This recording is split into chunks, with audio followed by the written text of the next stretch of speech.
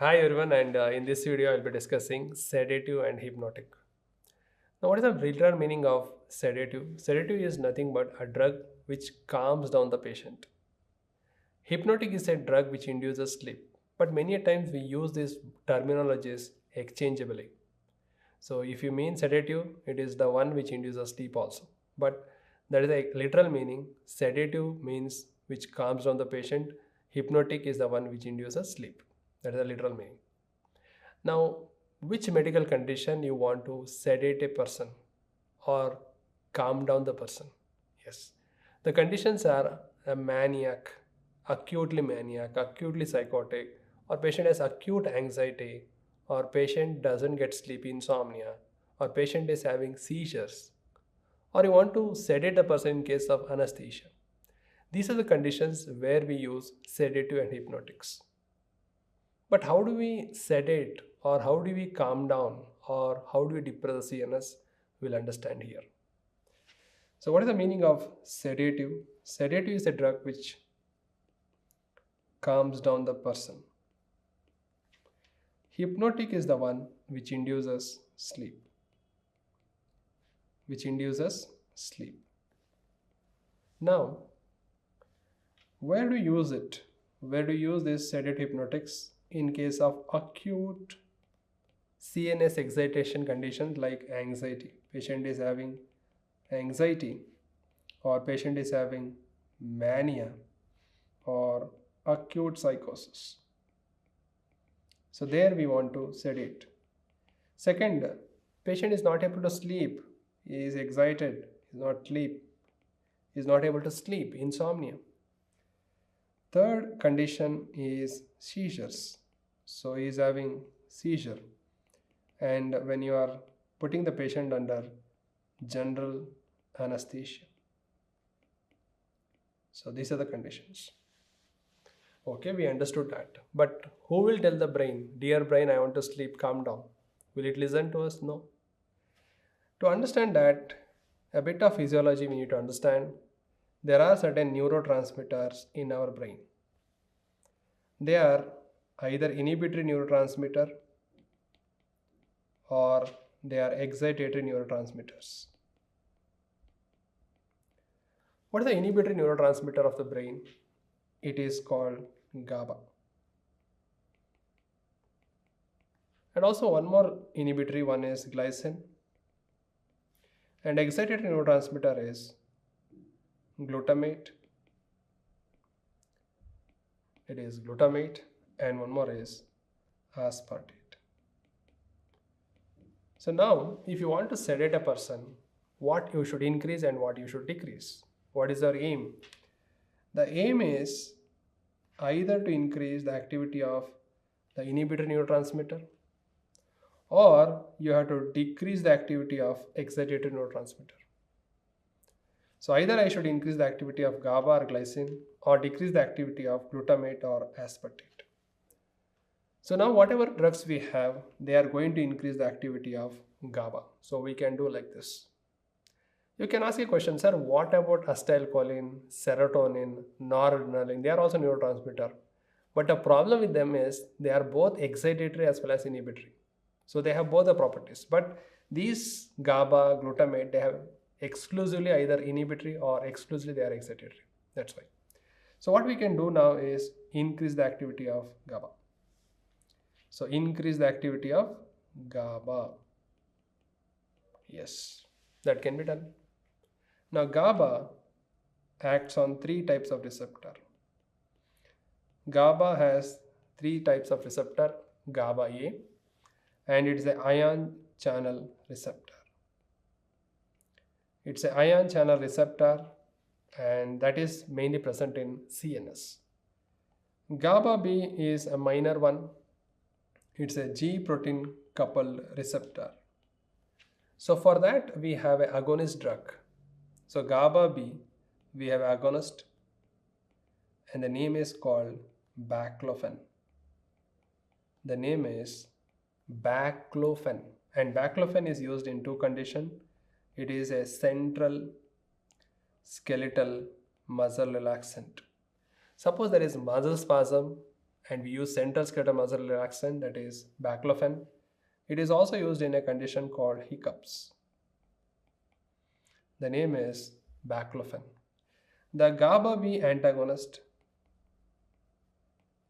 its name is saclofen. So these are the two subtypes of GABA, that is A and B. But what we are going to discuss in the future is about GABA A, which is an ion channel. And you know that ion channel receptors are the fastest. So whatever the drug sedative hypnotics, they are going to work on this GABA A. Now what is the role of GABA A in CNS? What is the role of GABA A in CNS? Let us understand that. GABA A.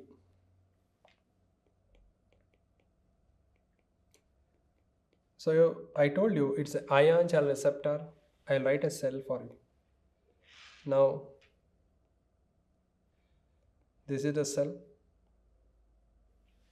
This is the cell membrane. Now on this we have a receptor, which is the ion channel receptor. This is the GABA A. Now this is the receptor. Now whenever the GABA binds here, the neurotransmitter binds here, it opens the channel, and what will enter inside is chloride. So the chloride enters inside the cell, and we know that chloride is negative ion. So the negativity will make the cell more and more hyperpolarized. You know that if it is hyperpolarized, it is less excitable. So the cell will be depressed. And if the cells are in the CNS, what happens? CNS depression. So that will lead to CNS depression, and that CNS depression will lead to sedative hypnotic effect. So that will lead to sedative hypnotic effect. So remember, GABA A is ion channel. Why it is called ion channel? Because it allows the entry of chloride inside the cell, and that will make the cell depressed. If it is CNS, it will cause CNS depression. But whatever I presented is a 2D format. But how does the receptor look like? Now imagine that your finger. Now if you look like this, the finger has 5 subunits, that is 5 fingers. So similar to that, this receptor has 5 subunits. So what I am going to write is the top view. Let me write for that. This is the center of the receptor, and through this center the chloride enters, right? And that is having 5 subunits. Let me write 1, 2, 3, 4 and 5 subunits. Now the subunits are like this: alpha, beta, and gamma. So 2 alpha, 2 beta and a gamma. Yes, we all know that. Now the interface between alpha and beta, wherever there is interface between alpha and beta, this is the place where the GABA binds. So the GABA binding place is the interface between alpha and beta. So this is the point. Now when the GABA binds, imagine that when the GABA binds on this, then the channel will open like this and the chloride enters inside, and again it will closes. So this is how it works. Now the GABA will bind to alpha beta interface.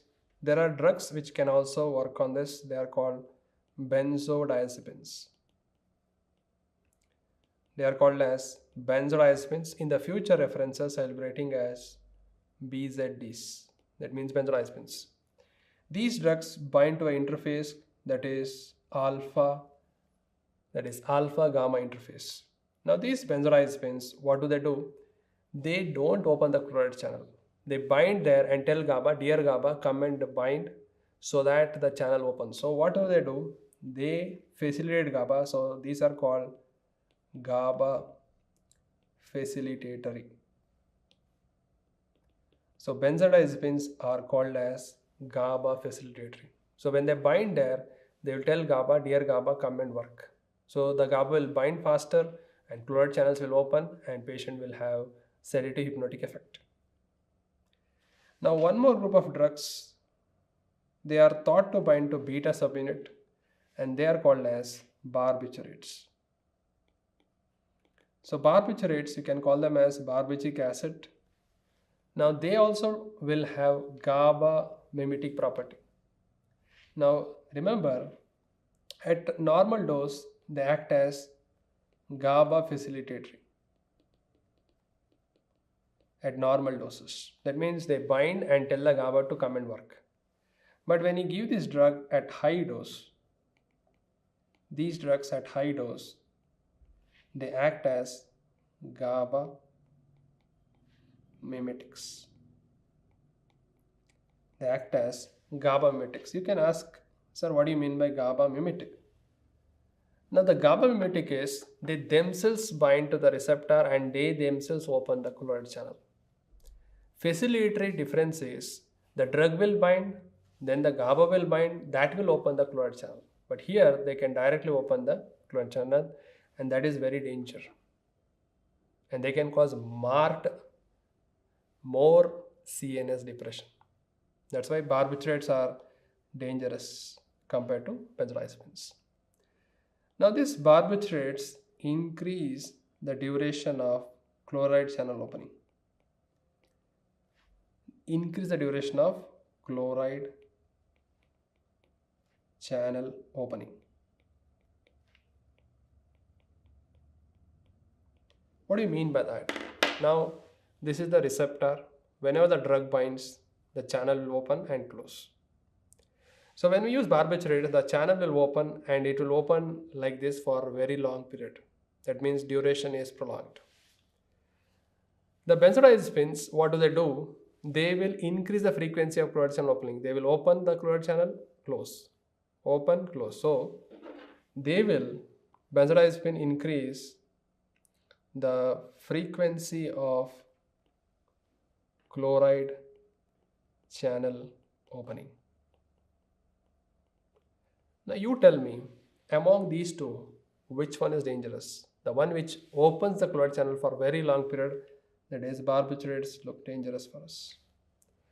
Frequency means they will open, close, open, close. So they will allow some chloride only enter inside. So some CNS depression compared to barbiturates. So you understood the differences now. Now for GABA, where the GABA binds, I told you alpha beta interface. There is an agonist for this site and the name of it is mucimol. It is called mucimol. And the antagonist for this same site, antagonist for the same GABA binding site, it is called bicuculin. It is called bicuculin. Now you compare and tell me, the antagonism between benzodiazepine and bicuculin, is it competitive or non-competitive? It is non-competitive because the sites are different. Benzodiazepine bind at alpha gamma, then bicuculin bind to alpha beta. I told you non-competitive means the sites are different. So very, very important, mucimol, bicuculin, benzodiazepine, barbiturates. Apart from this, what are the other drugs which can stimulate the activity of GABA? It is ethanol is the one which stimulates GABA activity. Now, is there any drug which inhibits the activity of GABA? The inhibitor of GABA activity is a toxin called picrotoxin. Picrotoxin. Now remember, in our brain, the GABA and glutamate are in balance. So it's not excited, it's not inhibited, it's normal. Now inhibit GABA, who gets more? The glutamates gets more and patient will have excitation, CNS stimulation. So picrotoxin, by inhibiting GABA, it can stimulate the brain and patient can have increased risk of seizures. So picrotoxin can cause seizures. So very, very important, the receptor and the drugs working here, right? So please understand, the GABA binds to alpha beta interface. Along with that, there is agonist, mucimol, antagonist, bicuculin. Alpha gamma interface is benzodiazepines. They are GABA facilitatory, and even with high dose also they are facilitatory. But they increase the frequency of the channel opening. Barbiturate bind at beta. At normal dose they are facilitated, but higher dose they are mimetic. That means they themselves can open chloride channel. And they also increase the duration of chloride channel opening, which will make the CNS depression more. So these are the drugs which act on the GABA A receptor in a gist.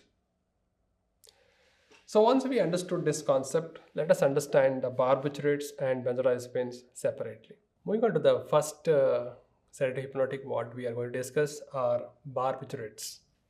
Basically, barbiturates are acid, and we call them as barbituric acid. Compared to the pharmacokinetics, these barbiturates are enzyme inducers. These are enzyme inducers. Now, since it's an enzyme inducer, it can precipitate acute intermittent porphyria. That's the reason.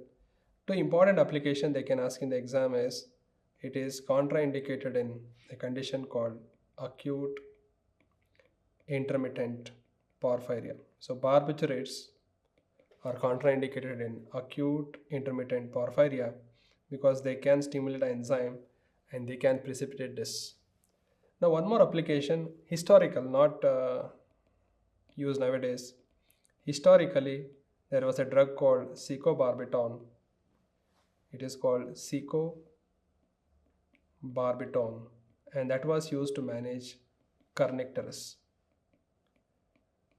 It was used to manage kernicterus, that is jaundice, because secobarbital used to increase the enzyme synthesis and thereby metabolize the bilirubin. So that is historical aspect, not much important, but remember, very commonly asked is, it is contraindicated in acute intermittent porphyria. Now another important thing what we need to understand, barbiturates, they are known to produce abuse potential. They have high abuse potential, and they can also produce hangover. Now what do you mean by hangover? Suppose you take barbiturates for sedation today, tomorrow also you will sleep, so the action will be there for next day also. The hangover is very much. Now the next important problem is, suppose the patient comes with this poisoning, barbiturate poisoning, then how do you manage? Barbiturate poisoning, there are two important modalities. Now we'll correlate here general pharma. Now if there is acidic drug poisoning, what will you do with the urine? What we'll do is, we will alkalinize urine. Now what happens if you alkalinize the urine? You know that acidic drug in alkaline urine is ionized and it is not reabsorbed from the nephrons and it is eliminated from the kidney. That is one thing. Second important thing is, you can do dialysis and remove the poison. And do they have an antidote? Barbiturates in poisoning, there is no antidote. They have no antidote. Please remember these important points. Barbiturates are acidic in nature, they are enzyme inducers, and they can have drug interactions. And I have told you that they cause marked CNS depression, so they can produce high abuse potential, hangover, and in case of poisoning, barbiturate poisoning, you have to alkalinize the urine. You can remove them by dialysis and they don't have any antidote. Now moving on to the drugs here. In barbiturates, what are the drugs we have? In the drugs, what we have is, number one, the drug which is longer acting. Longer acting, we have a drug by the name phenobarbital. It is called phenobarbital. The name is phenobarbital, and where do I use it? It is used in management of status. It is used in status epilepticus. And one more condition it is used is GTCS, that is generalized tonic-clonic seizure. The drug used is phenobarbital. Now similar to phenobarbital, we have another drug called primidone. Primidone is used in the management of epilepsies, and primidone after metabolism will give rise to phenobarbital. Now, one of the recent exams they had asked a question, conversion of primidone to phenobarbital is an example of conversion of primidone to phenobarbital, is it an example of prodrug? No. Primidone is also active and phenobarbital is also active. So it's not an example of prodrug. I just discussed this concept so that this question, if it reappears, you should not make a mistake. So primidone is an anti-epileptic drug. After metabolism, it will give rise to phenobarbital. Okay. And the next one, what we have is shorter acting drug. The shorter acting drug is called pentobarbital. Pentobarbital. And one more drug is secobarbital. They are not used nowadays, they are outdated. The next category of drugs, they are ultra short acting. Ultra short acting. A very beautiful drug to correlate general pharma here. What is it? The name of ultra short acting is thiopentone sodium. Thiopentone sodium. Now, can you tell me why thiopentone sodium is ultra short acting? Think of general pharma. The reason why it is ultra short acting is because of a phenomenon called redistribution that makes the drug ultra short acting. Now, why it has fast onset of action? Because it has high lipid solubility, and that's why it is used in induction of anesthesia. So moving on to the uses of thiopentone sodium. Number one, it is used in induction of anesthesia. So why do you use it in induction of anesthesia? Because it has rapid onset of action. Why rapid onset? It is highly lipid soluble. Second important, it is also used in narcoanalysis. Narcoanalysis, we use a serum and that is called truth serum. And can you name one more ingredient of truth serum? Along with thiopentone, we have scopolamine. It is also used in the management of status epilepticus. So that is about thiopentone sodium. And any other ultra short acting drug we have? Yes, we have one more drug and that is called methotrexate. It is called methotrexate, and where to use it? It is used in electroconvulsive therapy. So when we are giving electroconvulsive therapy to sedate a patient, we use it, and the name is called methotrexate. So guys, we have these barbiturates. The reason why they are not used nowadays is because they cause marked CNS depression, hangover, abuse potential is high, and they have no antidote and they are enzyme inducers. So only few drugs are used nowadays, the longer acting one, that is phenobarbital. Then we have the ultra short acting thiopentone, methotrexate. These are the drugs which are currently used in therapies. To overcome the problem, whatever we faced with barbiturates, we had to come up with another class of drugs, and they are called as benzodiazepines. They are called as benzodiazepines. Now, what is the difference here? What is the advantage? Pharmacokinetically, these have no enzyme induction. They are not enzyme inducer. No enzyme induction. Second important is they produce less abuse and they produce less hangover. They produce less hangover. And importantly, these have an antidote.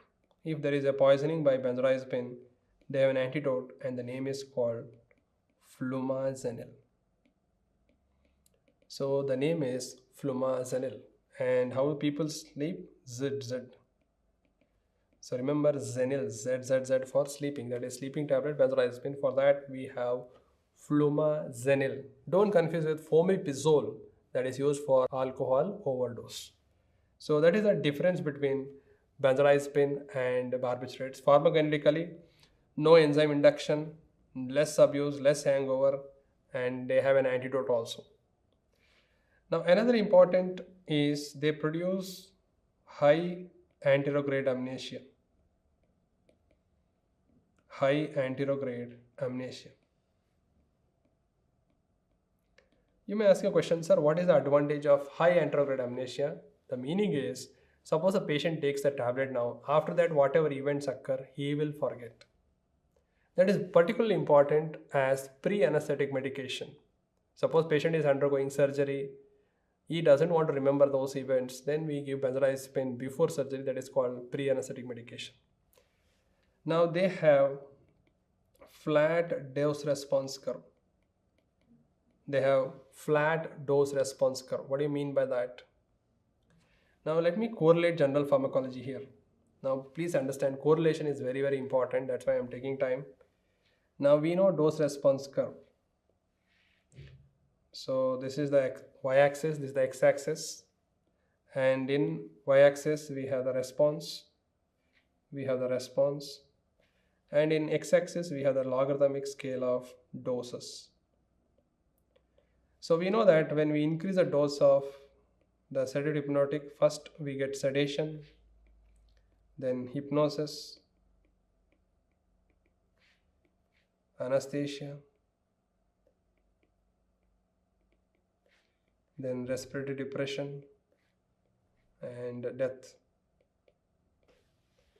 So as we increase the dose of these drugs, the response also increases: sedation, hypnosis, anesthesia, respiratory depression, death. Now, when I plot a graph, what is the difference between a graph of barbiturate and benzodiazepine? Let me write. Now this is the graph for barbiturate. This is the graph for barbiturate. And let me draw one more graph for you. This is the graph for benzodiazepine. Now if you analyze this graph, can you tell me which one is safer to use? Pause the video and tell me. Obviously, benzodiazepines are safer to use because even if you increase the dose much, they are not going for death. They are not going for toxicity. But barbiturates, even if you increase the dose a bit, patient may end up with respiratory depression and he may die also. So this is the slope of the curve, and this is the steep dose response curve which is seen with barbiturate, and this is the flat dose response curve which is seen with benzodiazepine. That means they are more safer to use. They are more safer to use, that is benzodiazepine. So that is the meaning of flat DRC, and barbiturates have steep dose response curve.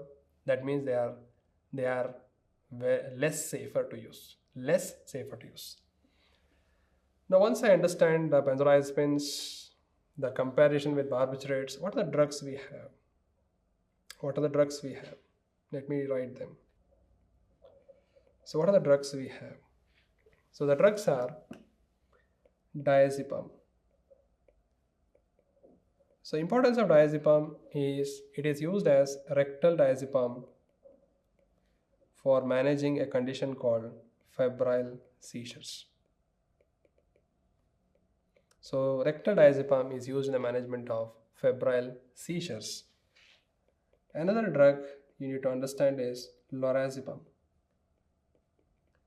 So lorazepam IV is given in acute CNS excitation condition.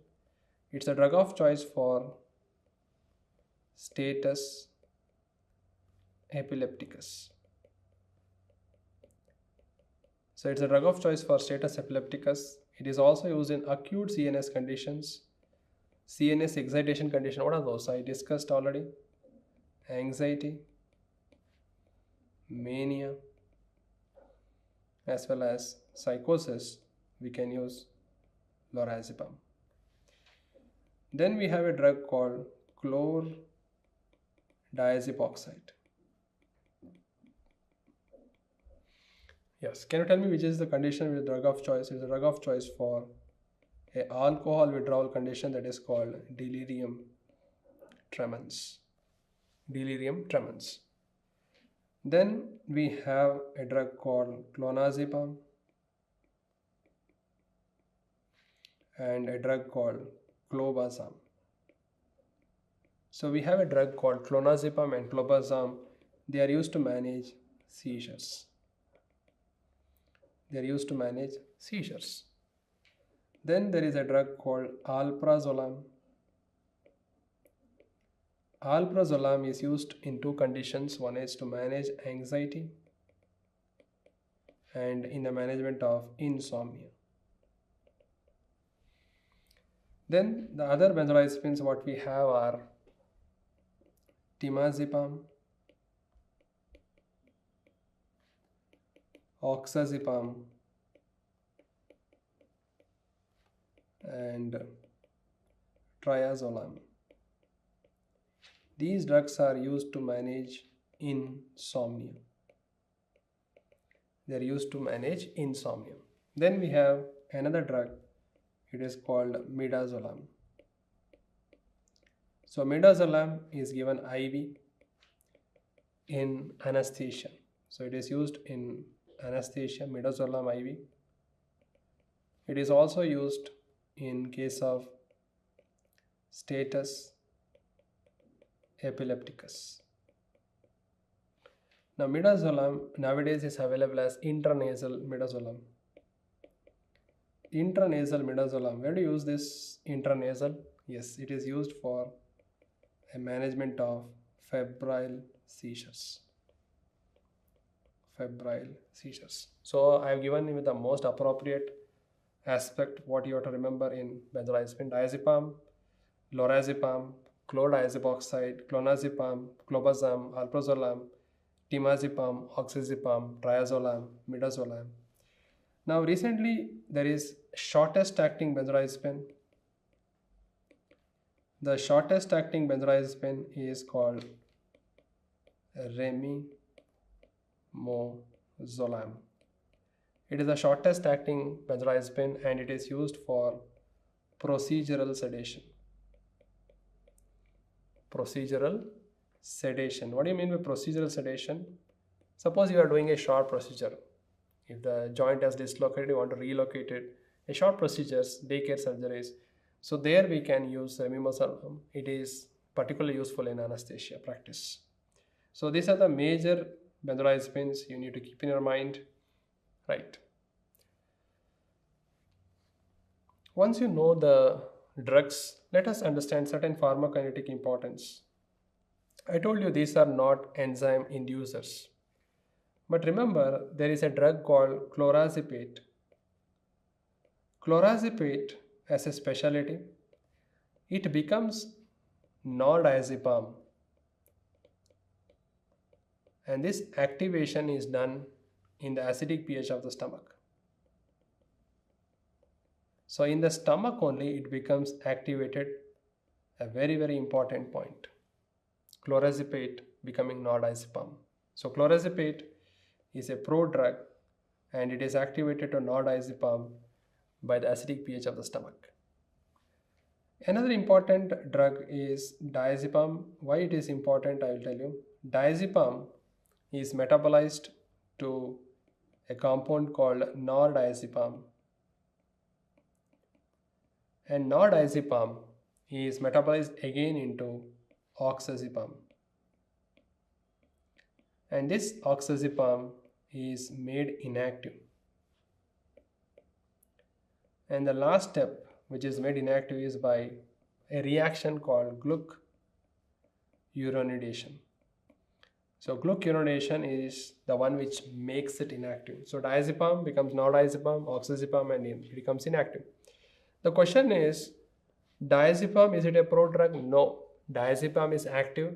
After metabolism, it gives rise to nordiazepam, that is also active. It gives rise to one more oxazepam, that is also active. So if I give diazepam, diazepam will be the longer acting one.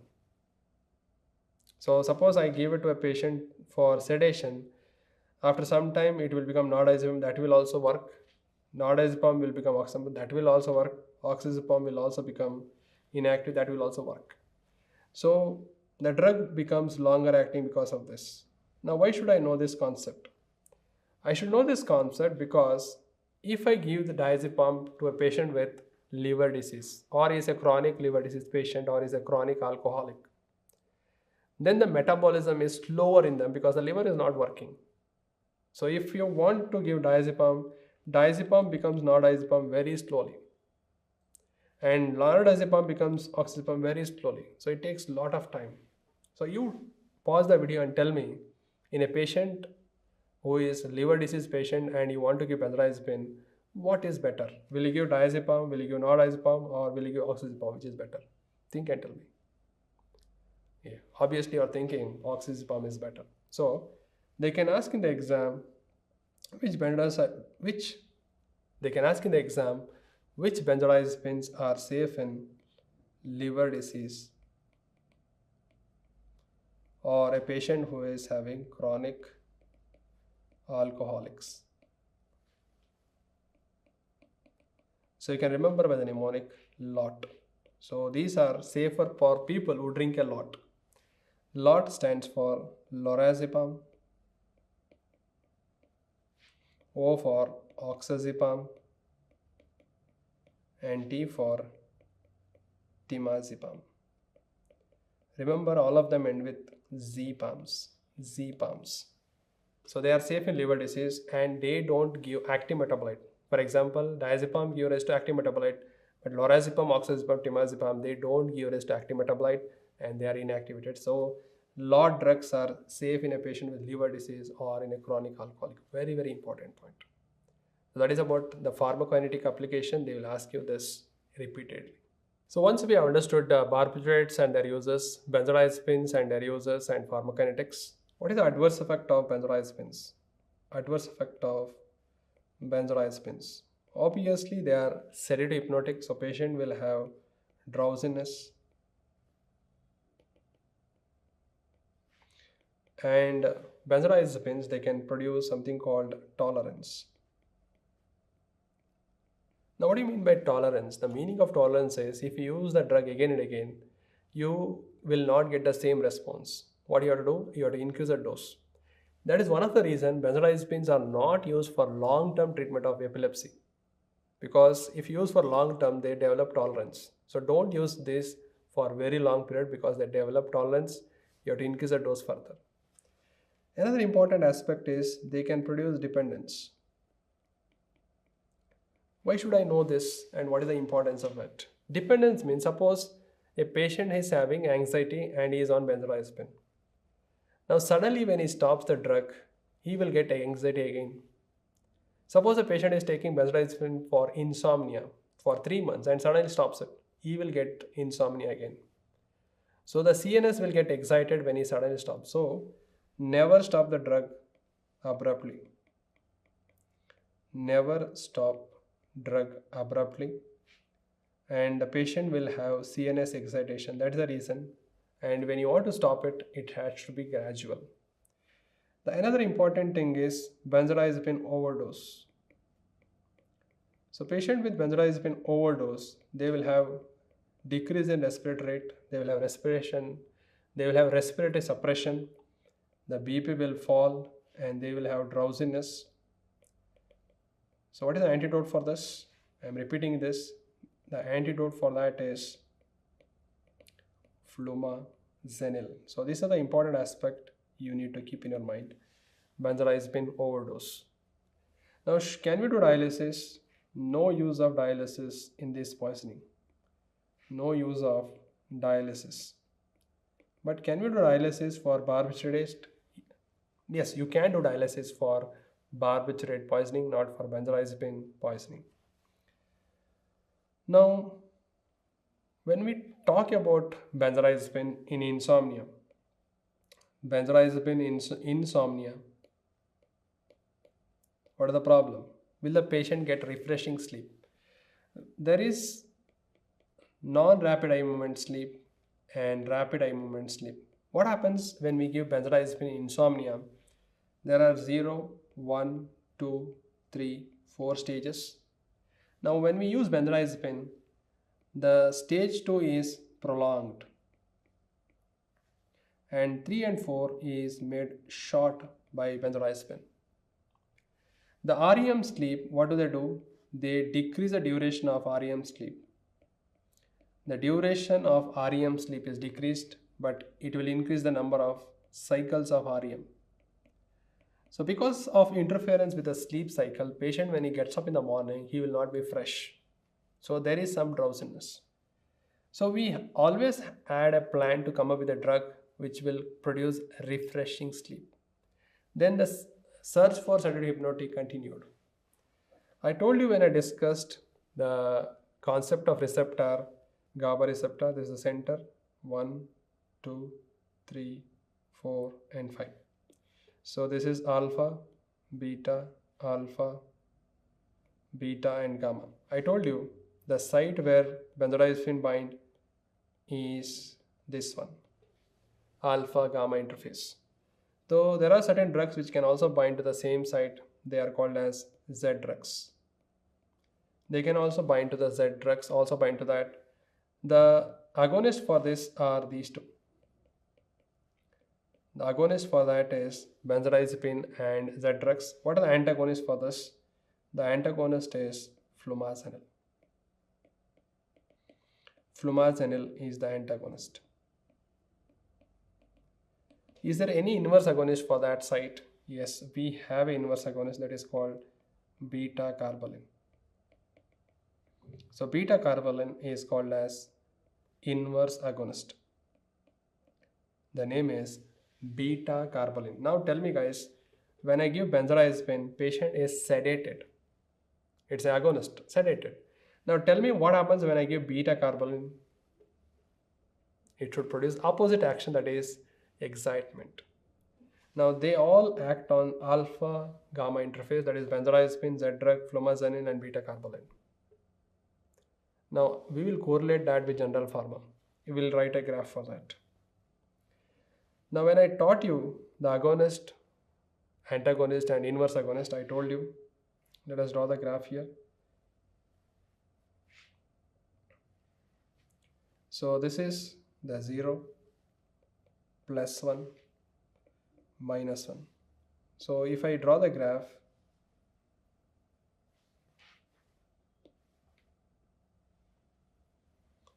so let me coin them as A, B, C graph. Now you have to pause the video and tell me which one is A, either a benzodiazepine or Z drug or beta carbolin, which one is B and which one is C, and tell me that. We'll correlate with general pharma. So A is a agonist because you have a response of +1. So the drugs which come under this are benzodiazepine and Z drugs. B is an antagonist and that is called flumazenil. And the graph C is an inverse agonist. What is it? It is beta carbolin. So they can correlate like this and ask in your exams. Right? So I will ask you one more question. Suppose benzodiazepine overdose, we know that it is flumazenil. If there is Z drug overdose, what is the antidote? It is flumazenil only. If there is beta carbolin overdose, what is the antidote? For that also it is flumazenil. For 3 overdose, flumazenil is the antidote. Let me repeat again. Benzodiazepine, Z drug and beta carbolin overdose, the antidote is flumazenil. Okay, so we are sure with that. Now moving on to another concept, benzodiazepine receptor. Benzodiazepine receptor has 2 subtypes, benzodiazepine 1 and benzodiazepine 2. Both the receptors are occupied by benzodiazepines, that is obvious. But we have a drug called Z drugs. Z drugs only bind to benzodiazepine 1 receptor. And what is the role of benzodiazepine 1? The role of benzodiazepine 1 is to cause sedation. So it will produce sedation, and that is the reason Z drugs are only used to treat insomnia. So the use of Z drugs is only to treat insomnia. What about the action of benzodiazepine 2? The action of benzodiazepine 2 is they have anti-anxiety property. They have MR. MR stands for muscle relaxant property. They have anti-seizure property. So in your exam, the examiner can ask you this question: can I use Z drugs in the management of anxiety? No. Can I use them in anesthesia? No, they are not muscle relaxant. Can I use them in epilepsy? No. They are only approved for insomnia. What are these Z drugs then? What are these Z drugs? What are these? Because they start with Z, they are called as Z drugs. For example, zolpidem, then zopiclone, and a drug called zaleplon. Now, zaleplon has fast onset of action. It has fast onset of action. That is, it can start working within 1 hour. Suppose in the midnight, patient at 11 o'clock, he started having insomnia and want to sleep immediately. That time, zaleplon is preferred. Remember, all these drugs are approved for what? They are approved only for insomnia only. And they produce less interfere in the sleep cycle and they produce refreshing sleep. Apart from this, do we have any other drug to induce sleep? Yes. What are those? We have melatonin receptor agonist. Now we know that melatonin is secreted from pineal gland, and pineal gland is important to manage circadian rhythm. So when there is darkness, when there is night, the pineal gland starts secreting melatonin and that induces sleep. So we have a drug that is called Rameltion.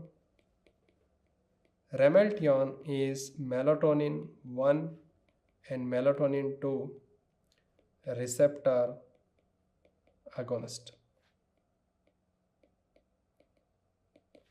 Now where to use it? It is used in sleep onset insomnia.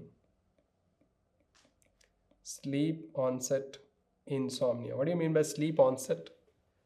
Person cannot start the sleep. At that time you can use it. What is the advantage compared to benzodiazepine?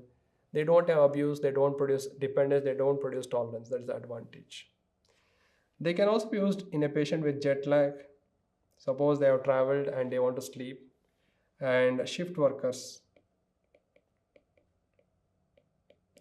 Suppose the person has done the night duty and morning want to sleep, then you can prescribe Rameltion. Similar to that, we have a drug called Tasimeltion.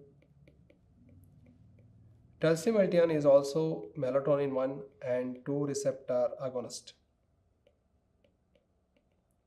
It's a melatonin 1 and 2 receptor agonist and it is used in non-24-hour sleep-wake cycle disorder. So Tasimeltion is approved for non-24-hour sleep-wake cycle disorder. What do you mean by that? The meaning is simple.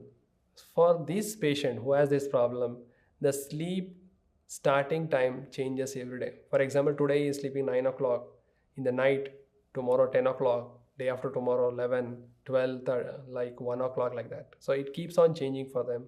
For them, what is approved is Tasimeltion. So you read the name, their name end with meltion. See this? Melatonin, meltion. These are drugs. Now, there is one more drug called agomelatine. Agomelatine has two important properties. It's a melatonin 1 and 2 receptor agonist. Not only that, it is also an antidepressant. It is called atypical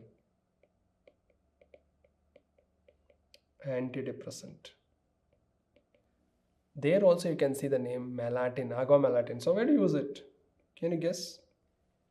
Obviously insomnia. Anything else? Suppose a patient has depression and he is not able to sleep. So it can be preferred in a patient with depression plus insomnia.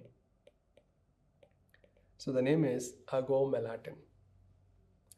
Then the scientist thought of, is there anything else we can do for sedating the person?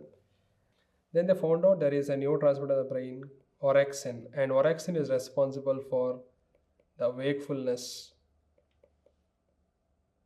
So then the scientists thought, why don't we block this receptor, orexin?